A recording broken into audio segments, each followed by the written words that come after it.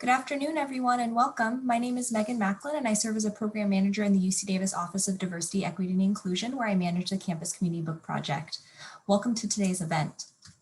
To begin, a couple of housekeeping items for our virtual time together. Today's event features live captioning from Otter Live Notes. To access a live transcription, click on the red live icon on the top left of your Zoom screen. You also can access the live stream by navigating to the link that we'll put into chat. Today's event is being recorded, and the recording will be made available on the Book Project website. We encourage you to turn on your video. It's great, especially for our presenter, to see faces. After today's presentation, our speaker will take questions. You are invited to ask questions in the chat during the presentation and also during the question and answer portion. You can send those questions to me directly in chat. And I will ask those questions to our presenter during the question and answer, and I also will post the questions into chat for everyone to see while I'm reciting them. The UC Davis Campus Community Book Project promotes dialogue and builds community by encouraging diverse members of the campus and surrounding communities to read the same book and attend related events. The Book Project, a signature initiative out of the Office of Diversity, Equity, and Inclusion since 2002, advances the mission to improve both the campus climate and campus community relations to foster diversity and to promote equity and inclusiveness. Currently in its 19th year, the Book Project in 2020-2021 focuses on the theme of mental health and features graphic memoir Marbles, Mania, Depression, Michelangelo, and Me by Ellen Forney.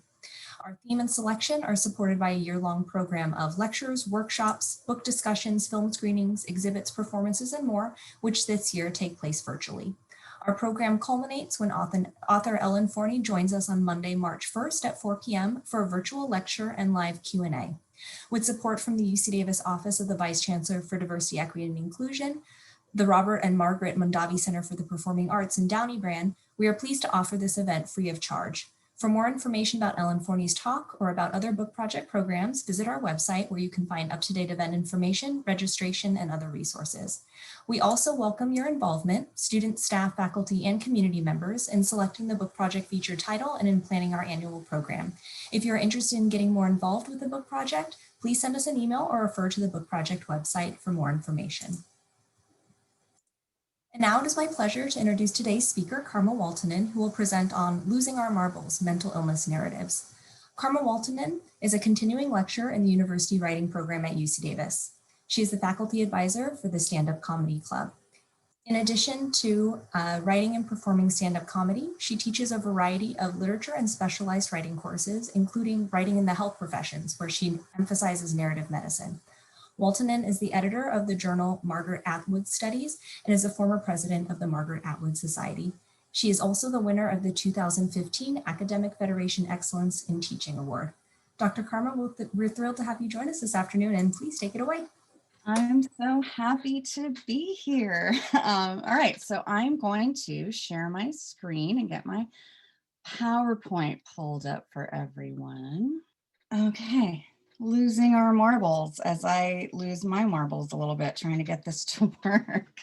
Mental illness narratives. So there are, of course, mental illness narratives in lots of different kinds of literature. And as you just heard, I teach a lot of different kinds of literature in the university writing program and the rest of the university. I teach a variety, but I do a lot of work in graphic novels and then a lot of work in stand-up comedy. And as I was thinking about what I wanted to focus on for this talk, I decided to focus on those two genres because I see in them that really they've been on the forefront of doing nonfiction work on mental health in a way that the other genres are sort of catching up with. So when did we start talking about mental health? I looked this up and we weren't really using the phrase mental health or mental illness until the 1940s. Like, that doesn't mean that we weren't talking about mental illnesses, but we weren't talking about what it meant to be mentally healthy and all that that might mean.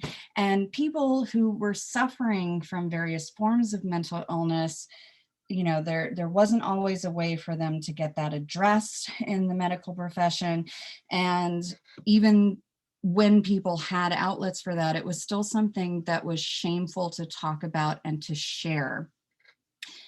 Luckily, we are in a time now where we can talk about a lot of things, but if we think back to the 40s and 50s, people didn't even like to say the word cancer. It was something you whispered about your neighbor having instead of talking about your neighbor or your mother or someone having. And it's where we still have the phrase, the C word, because people used to say that phrase instead of actually invoking the word itself.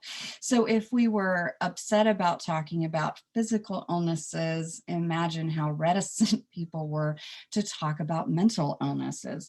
The 1960s and 70s saw an opening up of this, and I think part of that was the counterculture movements.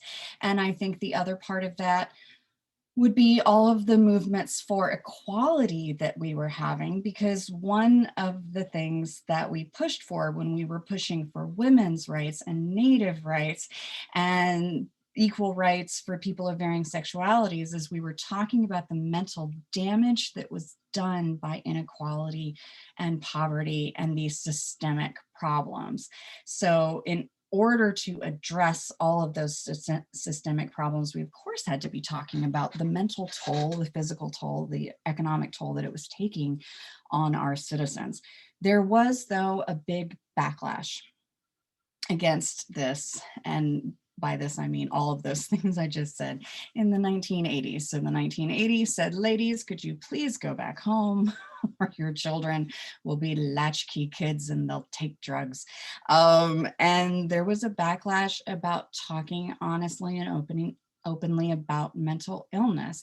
This was unfortunately at the same time that under Reaganomic policies, we basically kicked a bunch of people who suffered from mental illness out of the institutions where they were cared for. Often people who'd been institutionalized for decades all of a sudden were pushed out into the street. You might remember, those of you who are alive, that we started seeing homelessness as a problem in the 80s, and part of that was because there was no longer a place to deal with people with mental illnesses that kept them from being able to take care of themselves in a certain way. And so you have, at the same time we're pushing people out on the street, you have the movement to blame them for being out on the street. And so the narrative, the story that we told in the 80s was not about mental illness, and it wasn't about addiction. It was about how people were lazy, and that's why they were out on the street. And if there was a problem that you had that was related to addiction or to mental health in the 80s, the main message was, it's happening because you're weak. You need to suck it up and be strong. The pendulum, luckily, did not stay on that side of how we talk about mental illness. And we did move again toward being more open. And that's, of course, where we are now. I think that part of that is the natural swing away from what was happening in the 80s. But I think the other part of that is that we have been in wars since 9/11, and we know as a society, even though we aren't addressing it well, that we have more and more of our citizens who have PTSD from serving in Afghanistan and other countries where we've been sending them all these years, almost 20 years now.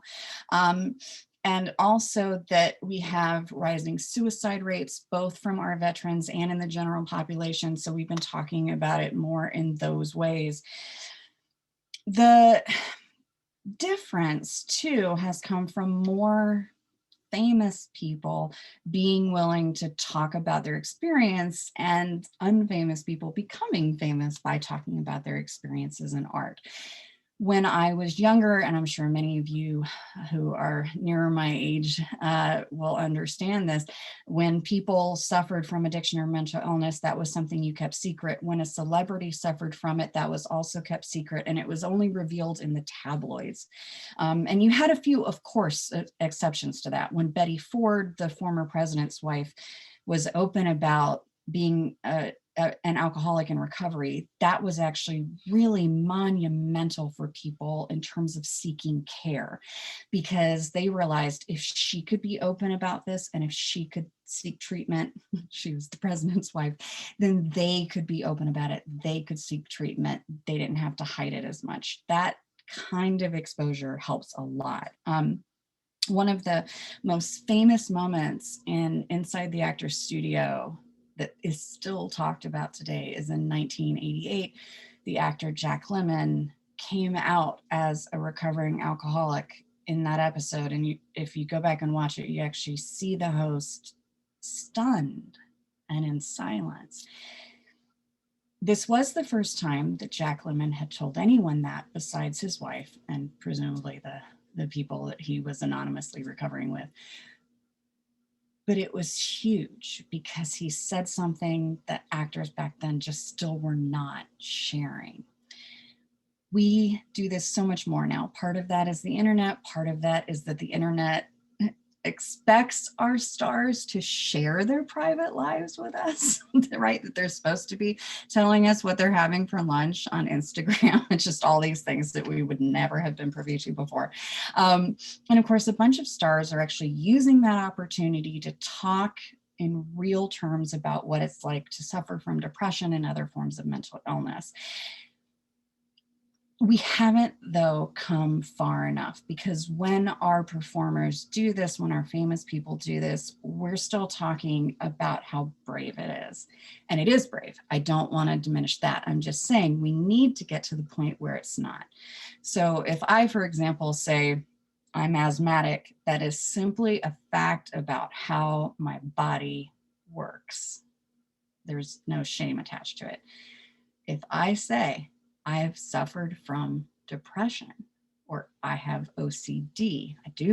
I have suffered from depression. I do have mild controllable OCD. That shouldn't be brave. Those are also facts about how my body and my biochemistry work. I'm hoping that we're going to get to this point where we can talk about it the same way we talk about it as being asthmatic or whatever else might be the problem that we have, because people would never shame me for seeking treatment for my asthma. As long as it's still brave to admit that there's a mental health problem, you're going to have people who are afraid to get help for their mental health, and we need to fix that. So as I said, I want to focus on graphic novels and stand-up in this presentation because we don't have all day. And I know we're all anxious to get back to the impeachment hearings that are going on right now. But I wanted to say that we're doing graphic novels first. I was reading a study just a couple of days ago that came out in 2019, so really recently. And it was talking about how media and sort of pop culture still talk about mental illness in what the paper was saying was really trivializing ways. And it says that you end up sort of always having people with mental illness as either imbecilic in some way or violent in some way. And then this study, which was looking at narratives of mental illness in graphic novels, contrasted the pop culture fiction about mental illness with the real stories that we get from people when they write it themselves. So personal narratives of mental illness restore the language of mental illness as experienced by the mentally ill, and therefore challenge and subvert the dominant representations. In this context, graphic memoirs of mental illness are a cultural resource in redeeming the identity and truths of those suffering from mental illness. The authors, in other words, are talking about how we still have to seek out these recuperative representations. We have had them, though, in graphic novels for a long time. So I'm going to give you just a few examples. Oh my gosh, go forward. Why are you being so difficult today? Okay, it's being so difficult because it can be. This is a shot of one of the pages of Art Spiegelman's Prisoner on Hell Planet. This is from 1972.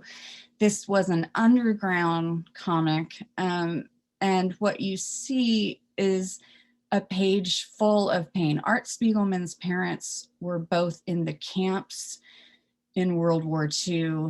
His parents survived, but survived as people who had been broken by the experience.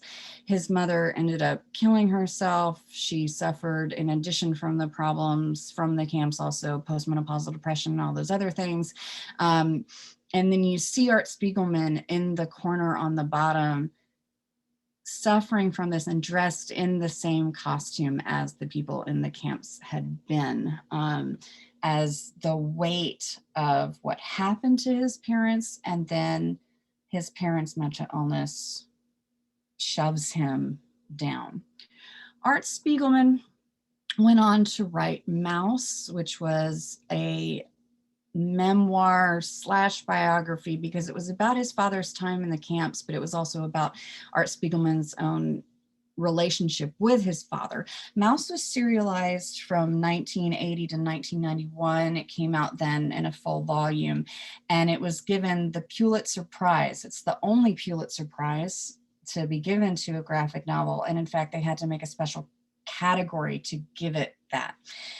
In volume 2, which came out right after, Art Spiegelman actually writes about the pressure that the success of his book put on him. So we see a panel here, and he's saying at least 15 foreign editions have come out. People are wanting to turn his book into a TV show or a movie, and he doesn't want to. He mentions again his mother's suicide and his depression. And what you see here is him back at the drawing board, literally, right? That's his drawing board. And his success is from writing about these horrible, horrible things that have happened.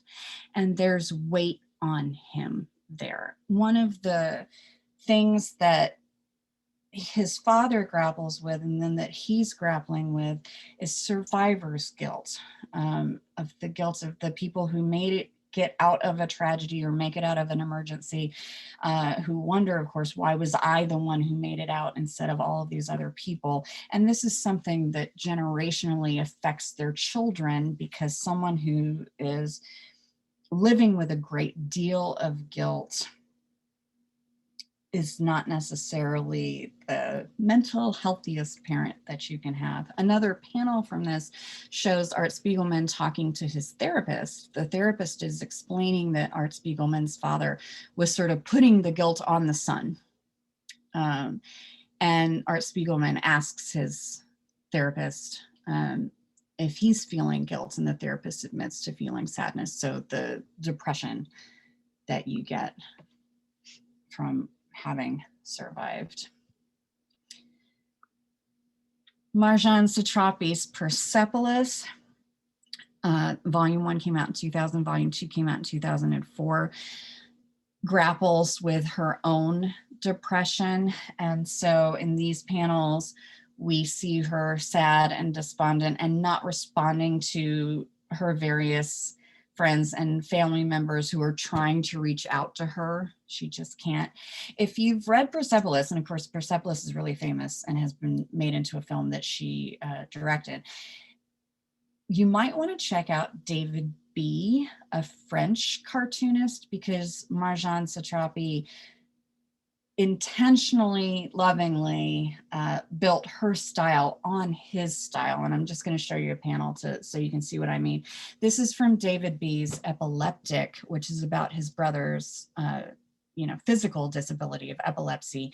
And you see the same sort of use of black and white, the same use of panels, although David B. does an expressionistic form in this text where he makes epilepsy into a visible monster that's often with them, that his brother is dealing with.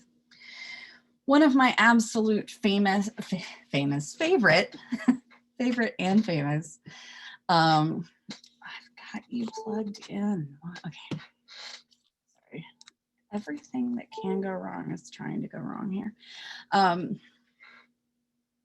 I swear I have you plugged in.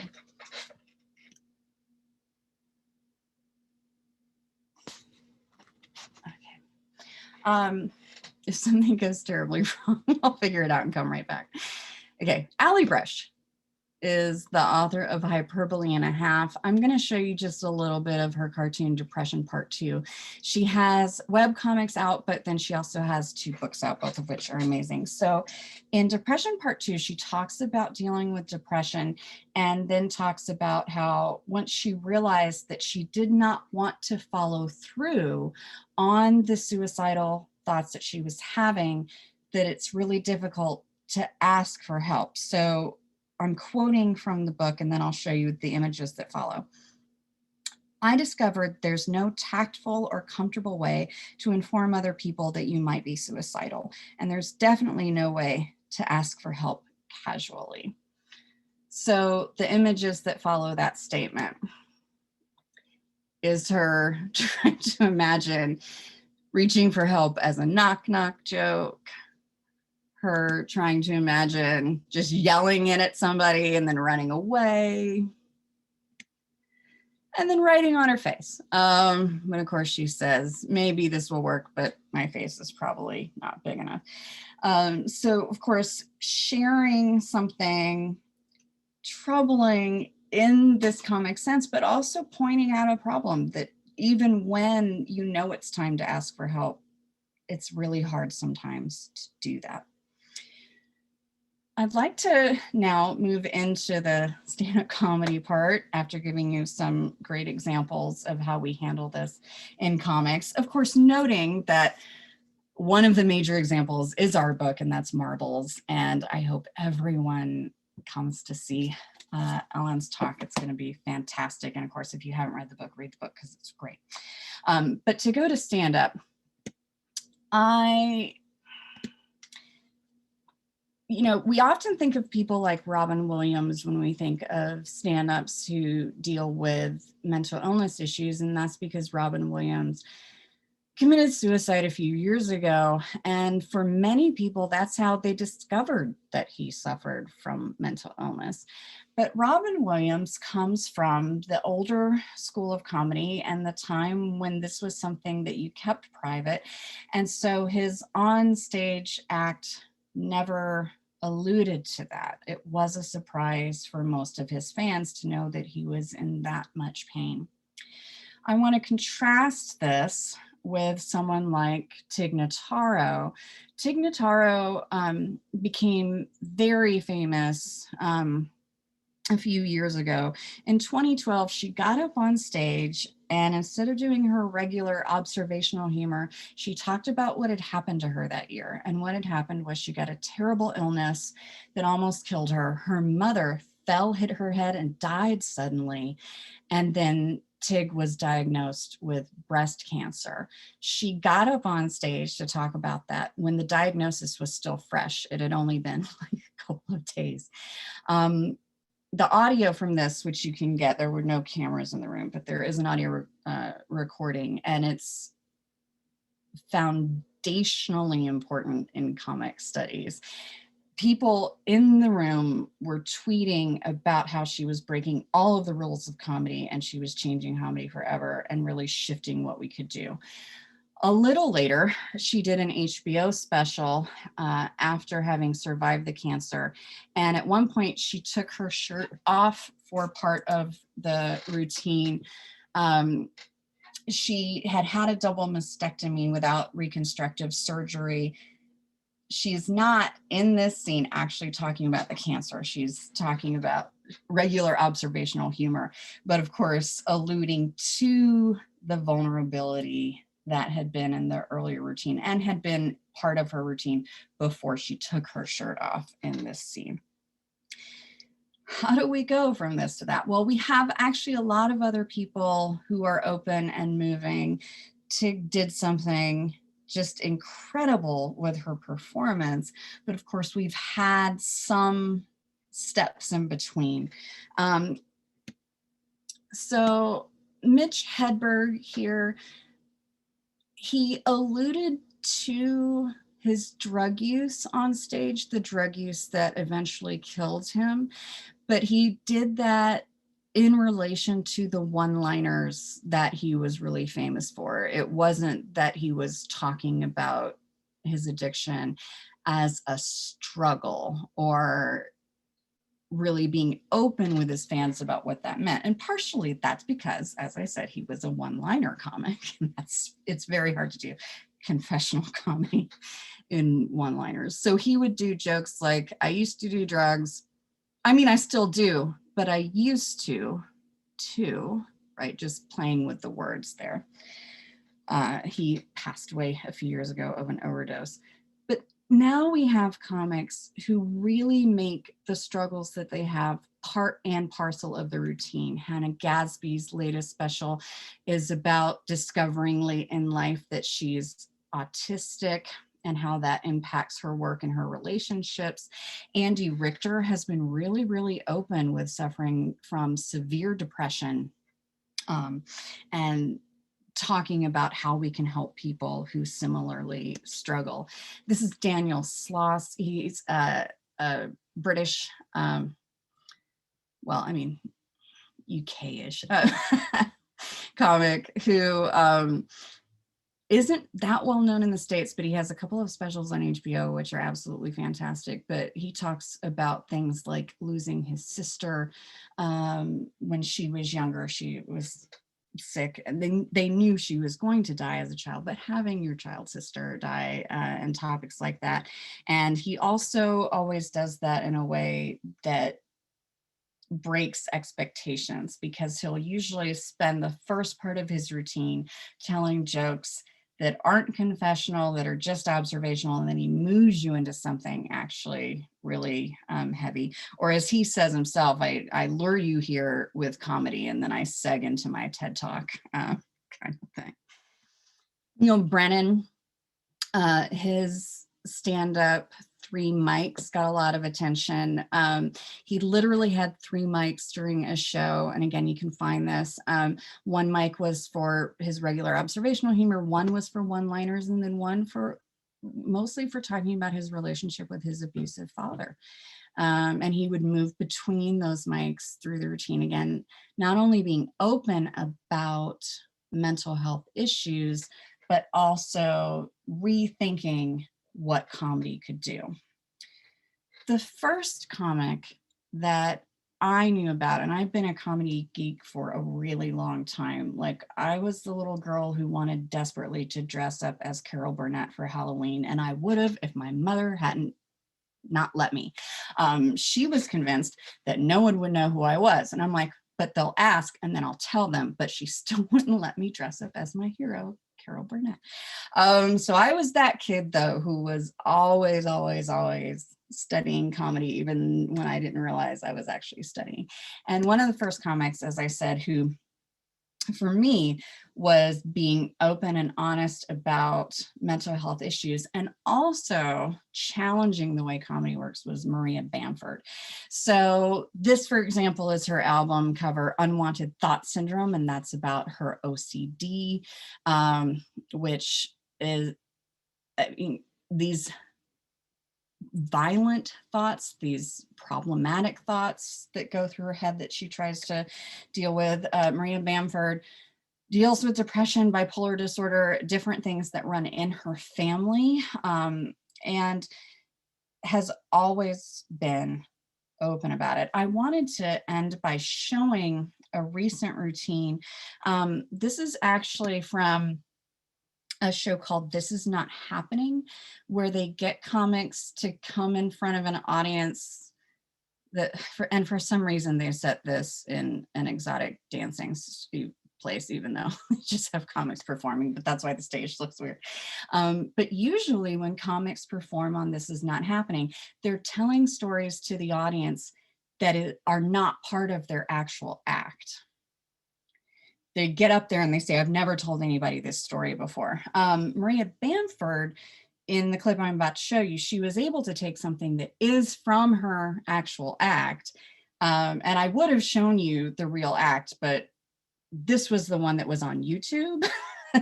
That's the one that I could get to without having to do some strange myriad of things and like burning from my DVD stuff. So this is Maria Bamford. She starts off just with a little bit of setup humor, but then talks about a breakdown that she had that left her institutionalized. Okay, so she goes on in this routine to actually talk about how there was another comic who gave her a hard time for not doing her show the night she found herself on the street with no ID bleeding. And because he was like, well, anytime I've been sick, I did my show. And of course, she explains that if you're unable to speak in sentences, the audience probably won't enjoy your show. And it's best not to charge them money for it. And also goes on to talk about the ways in which so many people have sometimes responded negatively to her openness about mental illness. But of course, what we know and what I hope is coming across here is that there are so many fans out there who love this. Tig Notaro, when she did her routine about what she had gone through that year, she ended up right away on Terry Gross. Neil Brennan, who did his 3 mics, ended up on Terry Gross. This is the most famous you can be in progressive land, is to have Terry Gross interview you and say that you're doing something amazing and special. And what we know is that in the past, artists were told not to talk about their problems, not to talk about those weaknesses, that it would kill their careers. For graphic novelists, we're living in a time now where we want to hear real stories about what you're really going through, not to censor those things. For our stand-up comics, like when, I've always loved Tig Notaro, I've always loved Maria Bamford, but when they were more and more and more open about what they were suffering, that's when they got famous and when other people started knowing who they were, when they became phenomenons. And yes, while some people have had problems with that, for example, there are just some comics who will say, if you're not telling a joke in every sentence, if you take even a break to say something halfway serious, well, then that's not a stand-up routine. You're doing a play now, and to try to dismiss it. But we know that the fan response is immense and it's powerful. And there are just so many fans who talk about seeking help, getting help, being open about what they're going through because the people they admire have shown that vulnerability to them. And so I'm so pleased that we have become more open about this. As I said, I really hope that at one point we move where we can be open about this while also not seeing it as unique or seeing it as strange, that this should just be the norm. And I'll end there. And if you have questions, I'm happy to answer them. Thanks so much, Dr. Karma. So I encourage folks, if you have any questions, please feel free to send them to me in chat, and I will be happy to ask them of our presenter. To get things started off, Dr. Karma, I'm hoping you could talk. I know that you specifically discussed graphic novels and stand-up kind of as areas of your interest and expertise. I'm wondering if you could talk about the visual and performative aspects and how that's feeding into this topic of mental illness narratives. Yeah, I mean, I think that, we've had narratives, but of course, in so much of literature before now, most literature is fiction.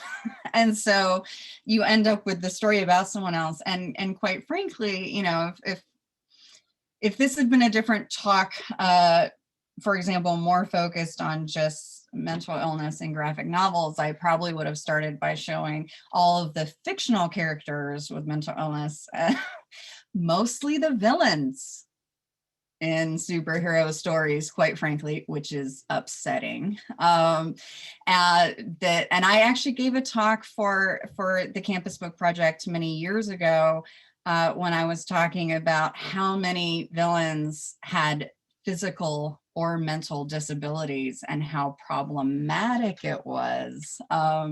Although the most fun revelation is most of the people in the room did not know that originally Lex Luthor's problem, what turned him evil, was that he became bald.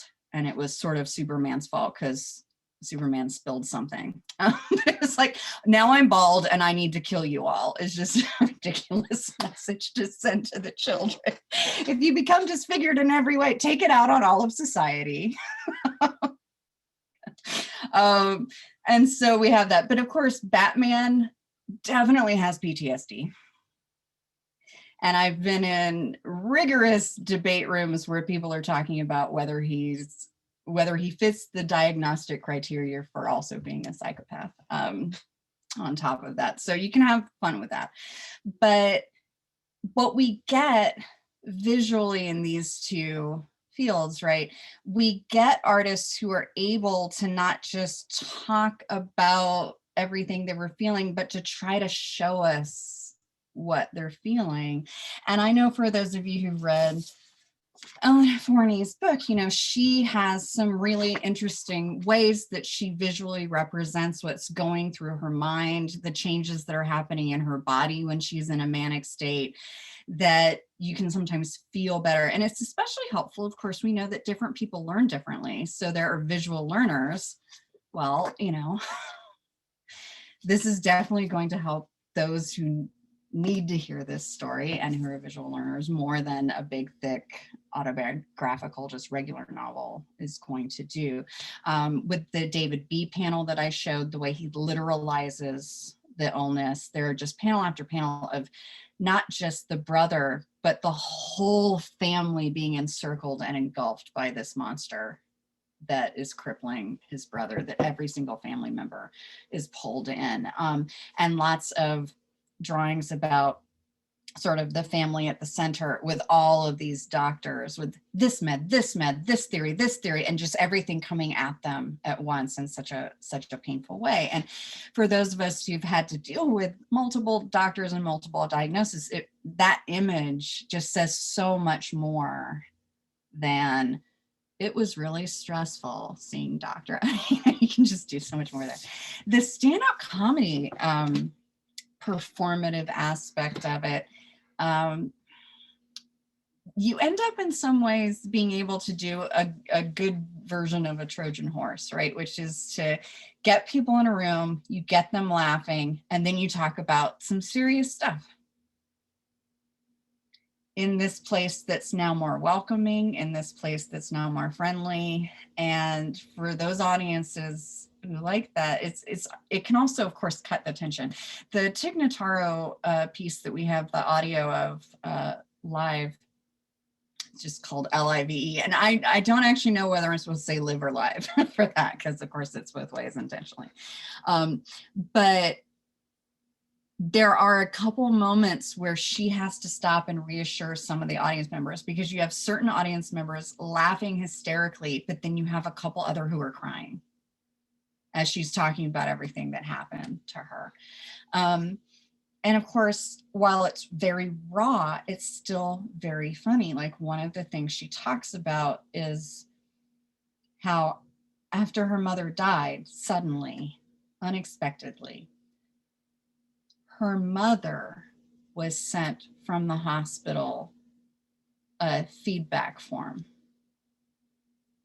Like, hi, can you give us feedback on this service? And Tig Notaro has a beautiful few minutes about don't send this to dead people. Like, don't. Their family is going to be the one to get this mail. Why would you? Don't send the feedback form to, check to see if the patient survived the time in the hospital before you send it up. And it's hugely painful, but she's able to tell it in this funny way where we can feel that pain, but we can have the release of laughter with that too. What else can we talk about? We have a number of questions. I'm going to try and This is part question, part statement. So we had some suggestions for and shout outs for other comedians that folks have Oh yeah, enjoyed. there's So some great ones. So let's share with the room. Yeah. So there was a seconded shout out for Maria Bamford's work. Let's see, someone suggested Melissa Villasenor as another comedian, in particular looking at Melissa's Instagram as a source of comedy. We have some questions. Oh, Pete Davidson was mentioned as well, and Pete's describing his experience with borderline personality disorder. There is a question, do you think that the comedy genre lends itself to stories of mental health issues perhaps better than other genres?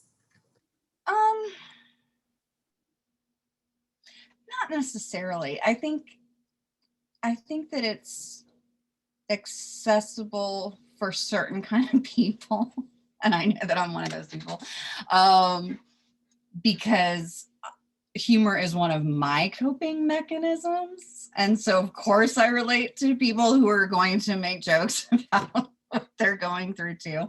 And it you know, it's a coping mechanism that I come by. I think honestly, my grandmother would tell me horrible things that were happening while laughing. Like she had broken her hand, and I said, well, how did you break it? And she said, well, there was a fly on the wall, so I reached out to squash it and broke my hand. And she was laughing as she told me the story as if it was just the funniest thing in the world.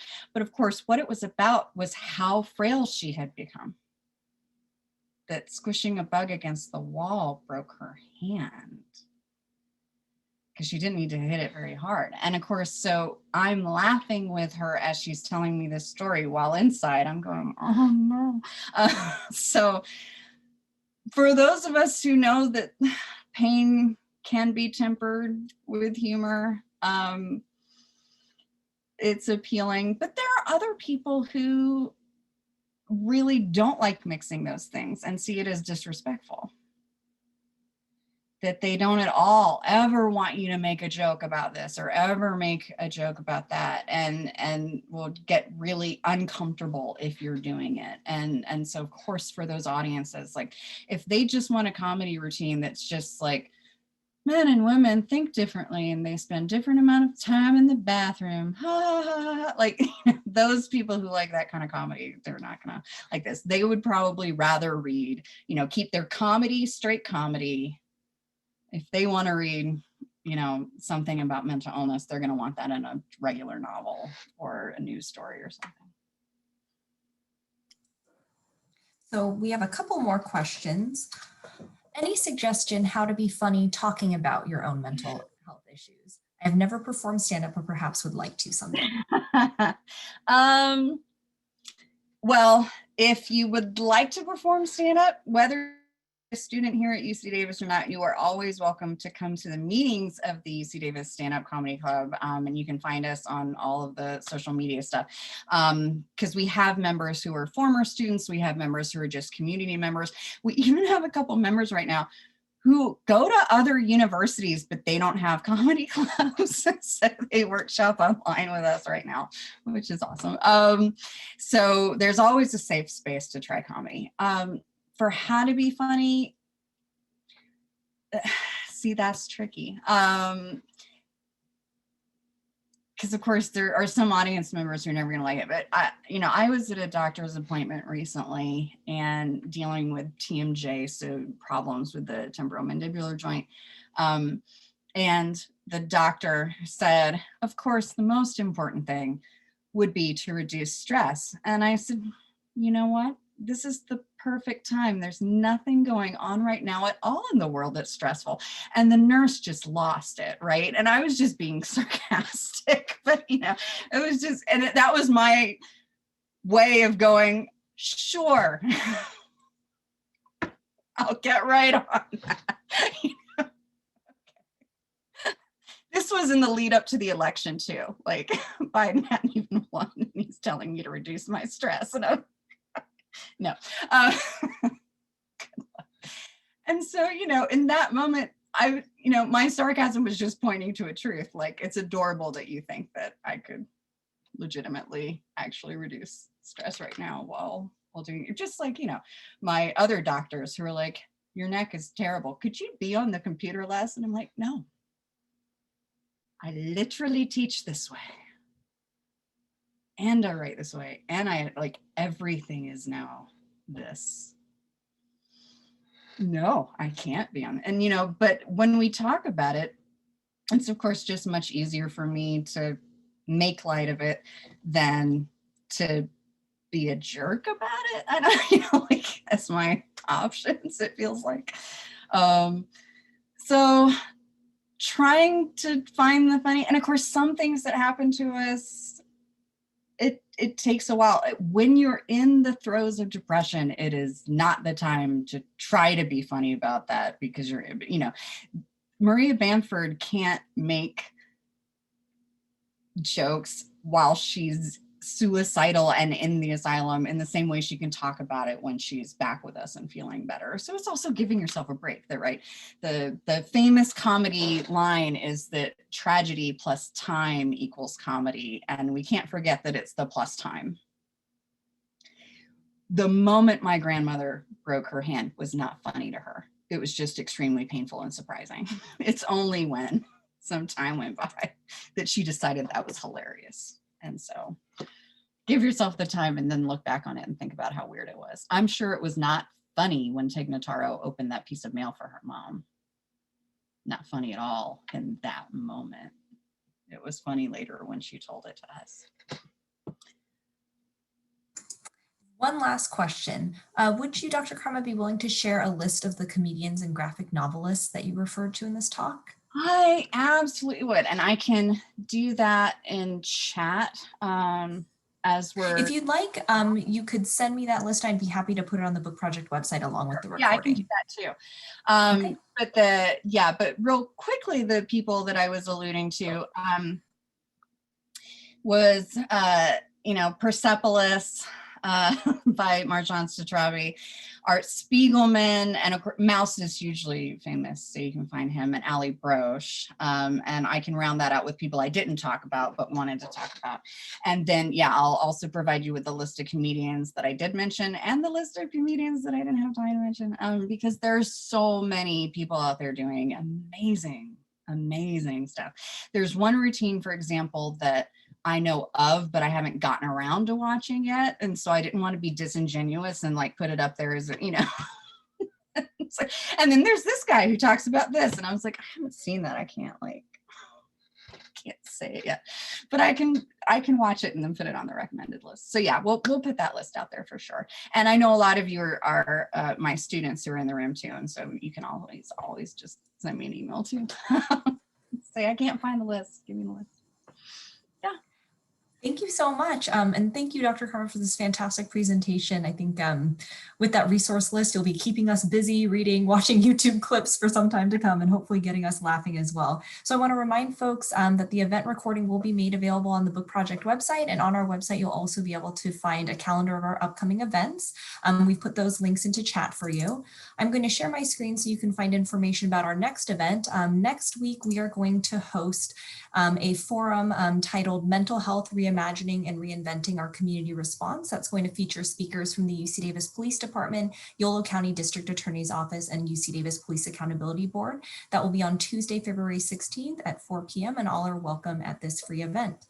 And I want to again thank everyone for joining us. Thank you, Dr. Karma, for your presentation, and we hope to see you all at a future event. Bye, everyone.